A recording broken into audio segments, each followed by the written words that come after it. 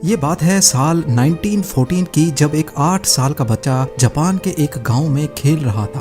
तभी उसने 4 पहियों पर चलती एक मशीन देखी। ये फोर्ड का मॉडल टी था, जिसको देखकर ये बच्चा बहुत ज्यादा हैरान हुआ। यही वो दिन था जब उस 8 साल के बच्चे को गाड़ियों और मैकेनिकल पार्ट से पहली बार लगाव हुआ था।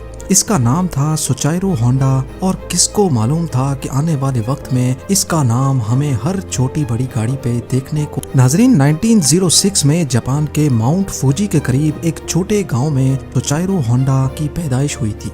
उनके वालिद लोहार होने के साथ साथ पार्ट टाइम में साइकिल रिपेयर का काम भी करते थे। होंडा के 5 बहन भाई पहले ही मुख्तलिफ बीमारियों की वजह से मर चुके थे, लिहाजा उसके माँ बाप को अपने इस बच्चे से काफी उम्मीदें थी। लेकिन उसको पढ़ाई से तो कोई लगाव नहीं था, अलबत्ता अपने बाप के साथ साइकिल रिपेयर करने में होंडा को ज्यादा दिलचस्पी थी। जब वो 16 साल का हुआ तो उसने न्यूज़पेपर में जॉब का एक ऐड देखा। 8 शोकाई नामी टोक्यो के इस ऑटोमोबाइल सर्विस स्टेशन पे टेक्नीशियंस चाहिए थे। होंडा ने कंपनी को जॉब के लिए लेटर लिखा और खुशकिस्मती थी कि वहां से पॉजिटिव रिप्लाई भी आ गया। यही वो टाइम था जब होंडा अपना घर और स्कूल छोड़कर कमाने की आस लगाए टोक्यो रवाना हो गया। होंडा का ख्वाब तो तब टूटा जब वो टोक्यो में 8 शुकाई पहुंच गया था। कंपनी के मालिक ने होंडा से सफाई सुथराई के काम करवाना शुरू कर दिए और यहाँ तक के उसको बेबी सिटिंग पर लगा दिया। होंडा बेचारा करता तो क्या करता, एक तरफ वो अपना घर और माँ बाप को छोड़कर निकला था, तो दूसरी तरफ उससे फालतू काम लिए जा रहे थे। उसको वापस अपने गांव जाने में शर्म आ रही थी, क्योंकि वो अपने पेरेंट्स को फेस करने की हिम्मत नहीं कर पा रहा था। यही वजह थी कि अगले कई महीनों तक वो वहीं ऑड जॉब्स करने पर मजबूर रहा। कुछ ही महीनों के बाद 8 शुकाई के मालिक ने होंडा से वर्कशॉप के काम भी लेना शुरू कर दिए। होंडा को इस काम में शुरू से बहुत इंटरेस्ट था, इसीलिए वो चीज़ों को आसानी से समझ जाता था। चंद महीनों में वो हर तरह की गाड़ी और उनके पार्ट्स के बारे में काफ़ी कुछ जान चुका था। इस दौरान 8 शुकाई ने 2 स्पोर्ट्स कार भी बनाई, जिसमें पहली गाड़ी 8 डैमलर थी और दूसरी कर्टिस। ये दोनों गाड़ियां यूज्ड इंजन्स को इस्तेमाल करके बनाई गई थीं, जिन्होंने जापानीज मोटर कार चैंपियनशिप 1924 में पहली पोजीशन भी हासिल की। होंडा अभी तक एक अच्छा मैकेनिक था, लेकिन इस रेस में वो ड्राइवर के साथ इंजीनियर के तौर पे बैठा था। यही वो इवेंट था जिसके बाद सुचाइरो होंडा ने मोटर स्पोर्ट्स को अपना रिलीजन बना लिया। अगले कई सालों तक वो 8 शुकाई में ही जॉब करता रहा और अपने एक्सपीरियंस को बढ़ाता भी रहा।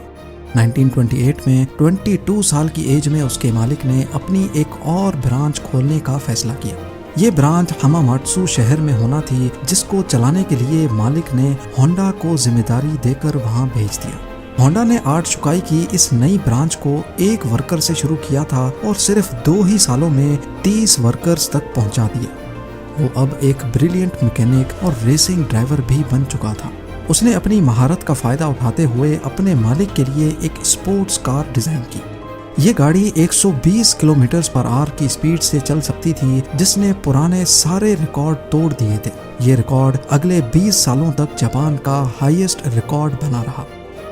8 शुकाई के मालिक के दिल में होंडा की अहमियत मजीद बढ़ चुकी थी। वो अपना खुद का वर्कशॉप खोलना चाहता था, लेकिन शायद किस्मत को ये मंजूर नहीं था। 1936 में रेसिंग के दौरान होंडा का एक हौलनाक हादसा हो गया। इस एक्सीडेंट में उसकी जान तो बच गई, लेकिन उसका लेफ्ट बाजू फ्रैक्चर हो गया, शोल्डर डिसलोकेट हो गया और चेहरे पर कई जख्म आ चुके थे। उसको अपनी जिंदगी यहीं खत्म होते दिखाई दे रही थी। ना वो मैकेनिक का काम कर सकता था और ना ही रेसिंग में हिस्सा ले सकता था।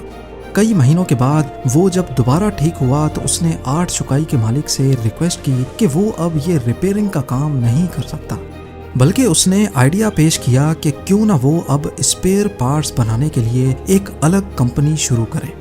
8 शुकाई के स्टेक होल्डर्स ने होंडा का ये आइडिया फौरन रिजेक्ट कर दिया। उनको ऑलरेडी प्रॉफिट्स मिल रहे थे और कोई भी नहीं चाह रहा था कि नया रिस्क लिया जाए। इसी पर होंडा ने डिसाइड किया कि पार्ट्स मैन्युफैक्चरिंग की कंपनी वो अकेले ही खोलेगा। 1936 में 30 साल की उम्र में उसने अपने दोस्त के साथ मिलकर टोकाई सेकी हैवी इंडस्ट्री खोली और अपने दोस्त सिचाइरो काटो को उसका प्रेसिडेंट बना दिया। कंपनी तो वो खोल चुके थे, पर होंडा के पास इसको चलाने के लिए कोई इन्वेस्टमेंट नहीं थी। वो दिन भर 8 शुकाई के लिए काम करता था, जबकि रात में अपनी नई कंपनी के लिए खुद इंजन पिस्टन बनाने की कोशिश करता था। अगले कई महीनों तक वो इसी रूटीन पे चलता रहा, लेकिन उसको कोई कामयाबी ना मिल सकी। उल्टा वो लगातार शिफ्टें लगा लगा कर कमजोर हो चुका था। एक के बाद एक नाकामी उसका रास्ता रोके बैठी थी। तभी उसने मेटलर्जी में महारत हासिल करने के लिए एक यूनिवर्सिटी में एडमिशन ले लिया।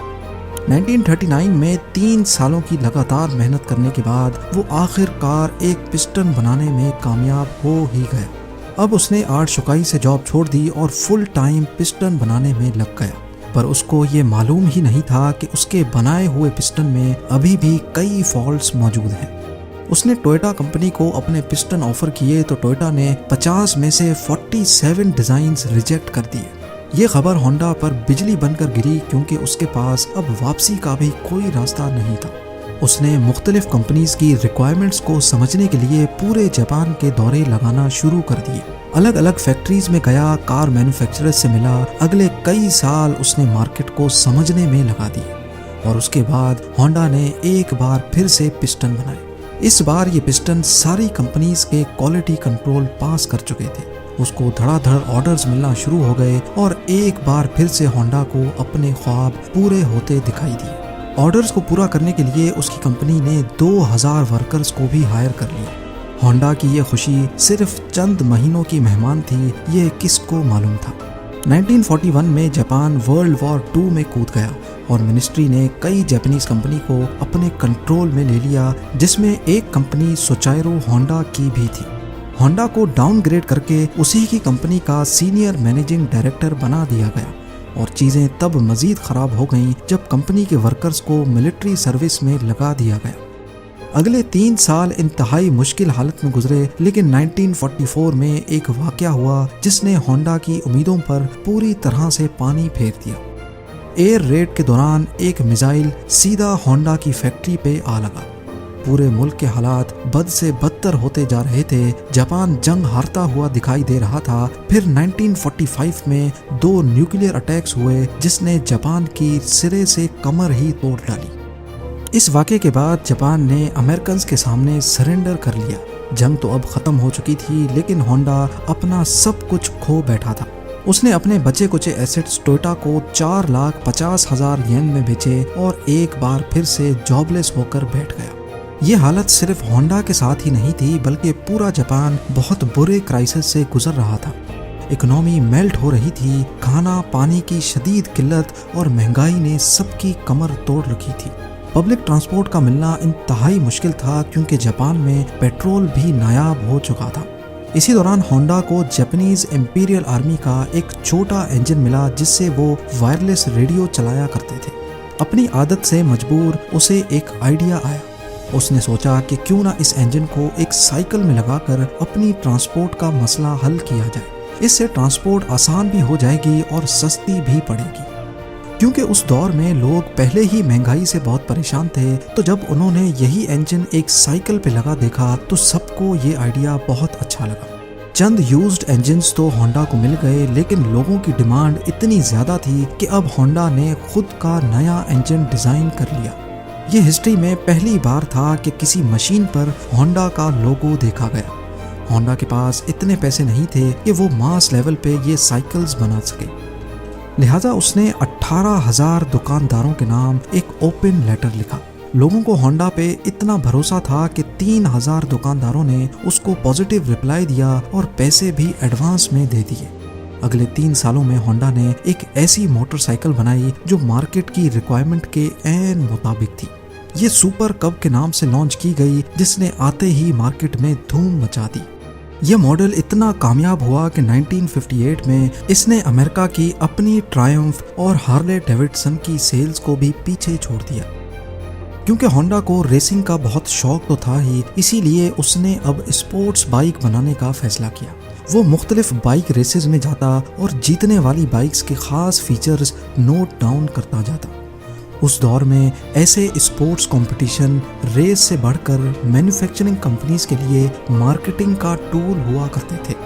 चंद सालों में होंडा की पहली स्पोर्ट्स बाइक लॉन्च की गई, जिसने 1962 इंटरनेशनल रेसिंग कंपटीशन में पहली पोजीशन हासिल की। इस रेस ने होंडा का नाम पूरी दुनिया में फेमस कर दिया। 1960s में होंडा दुनिया की सबसे बड़ी मोटरसाइकिल मैन्युफैक्चरिंग कंपनी बन चुकी थी और 1968 तक ये 1 करोड़ यूनिट्स सेल कर चुके थे।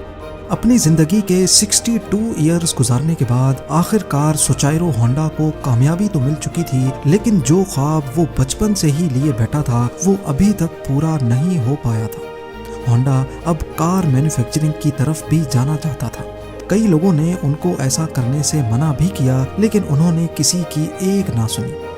उस वक्त जापान में ऑलरेडी टोयोटा और निसान जैसी कंपनीज अपना बिजनेस जमाए बैठी थी। वहां मार्केट में अपनी नई जगह बनाना काफी मुश्किल था। होंडा ने अपनी पहली पिकअप ट्रक T360 लॉन्च की जो कि फेल हो गई। उसके बाद स्पोर्ट्स कार S500 लॉन्च की जिसके सिर्फ 1300 यूनिट्स ही बिक पाए।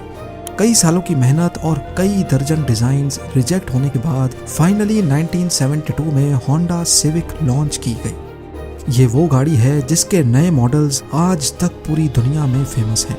1980s में होंडा मोटर्स जापान की तीसरी बड़ी मैन्युफैक्चरिंग कंपनी थी और सिर्फ 10 सालों में ही ये दुनिया की तीसरी बड़ी हो गई।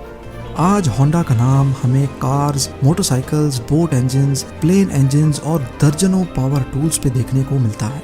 सुचाइरो होंडा ने होंडा सिविक के लॉन्च होने के अगले ही साल 1973 में कंपनी से रिटायरमेंट ले ली थी और 5 अगस्त 1991 को उनकी जिंदगी का ये सफर हमेशा हमेशा के लिए खत्म हो गया। लोग भरपूर लाइक और शेयर करेंगे। आप लोगों के प्यार भरे कमेंट्स का बेहद शुक्रिया।